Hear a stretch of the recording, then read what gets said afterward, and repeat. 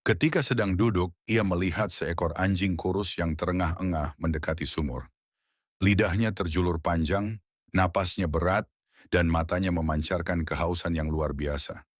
Anjing itu berputar-putar di sekitar sumur, mencoba menjulurkan lidahnya ke arah dalam sumur, namun sia-sia.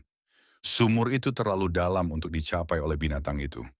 Melihat hal tersebut, hati wanita itu tiba-tiba tersentuh. Rasa iba muncul dalam dirinya, meski sebelumnya ia sering mengeraskan hati. Ia berkata dalam hati, anjing ini sama seperti diriku, haus, lemah dan butuh pertolongan.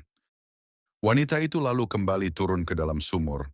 Dengan penuh rasa kasih, ia mencopot sepatunya yang usang, lalu mengisinya dengan air. Dengan susah payah ia naik kembali ke atas.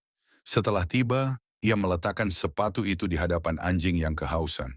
Hewan itu segera meminum air dengan lahap, hingga kehausannya terobati. Wanita itu tersenyum lirih melihat binatang itu kembali segar. Saat itu, ia merasa ada ketenangan aneh yang belum pernah ia rasakan.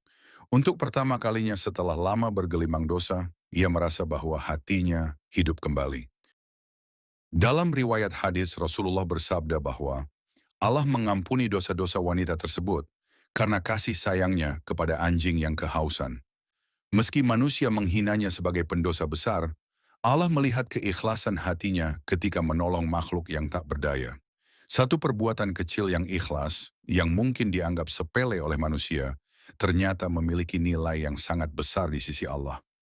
Kisah ini menjadi pelajaran besar bagi umat manusia. Allah Maha Pengampun dan Maha Penyayang. Kebaikan sekecil apapun yang dilakukan dengan ikhlas bisa menjadi sebab seseorang masuk surga. Jangan pernah meremehkan amal baik, meski hanya menolong binatang yang kehausan.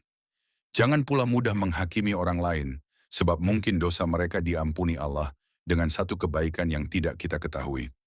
Wanita itu pada akhirnya menjadi simbol bahwa rahmat Allah jauh lebih luas dari dosa-dosa hambanya. Dari seorang pelacur yang dihina manusia, ia diangkat derajatnya oleh Allah karena sebuah amal kecil yang tulus.